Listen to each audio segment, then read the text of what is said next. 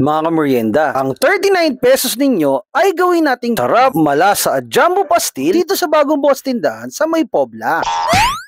Panibagong araw, panibagong food trip. Napasugod tayo guys dito sa May Pobla sa Barangay 4 pang matikman ang 39 pesos na jumbo pastil ni Boss D. Para mas maging special, decide ako guys i-try ang kanilang kimchi rice pastil at nagpadagdag na rin po ako ng itlog na maalat at itlog na prito. Ayan, food trip time! Bago guys ang ating main course ay nagtry muna ako ng kanilang appetizer. Kanila guys masarap at authentic at atsarang papaya. Hindi kaalatan guys at di rin katamisan. Tamang-tama sa ating pastil. Akala ko nung una guys ay maliit lang yung pastil rice nila. Nung nakita ko guys ay na-amaze ako sa laki pala ng pastil na ito. Ay ika nga dito sa Batangas ay jumbo pagkakalaki ng kanin ay pagkakalahaba pa ng hibla ng pastel. Pagkakamura pa ay tamang-tama ito guys sa mga nagtitipid na estudyante, mga naghanap lang ng murang putripan. At ang pastil po dito sa Boss D ay may iba't ibang variant tulad ng pastil with egg, with salted egg, chow pastil, kimchi rice pastil at double pastil sa halagang 75 pesos. Ang plain rice po nila guys dito ay halagang 15 pesos only. Pag nabitin, pwede ka bumulos. Kung mahilig naman po kayo guys sa maanghang, pwede nyo pong lagyan ng kanilang special chili oil na masarap guys at tamang-tama sa pastil. Overall mga kamerienda, malasa po at masarap talaga ang pastil nila. Kaya para inyong matry, sila po ay open from 9 AM to 8 PM sa Pobla Food Park, Barangay 4,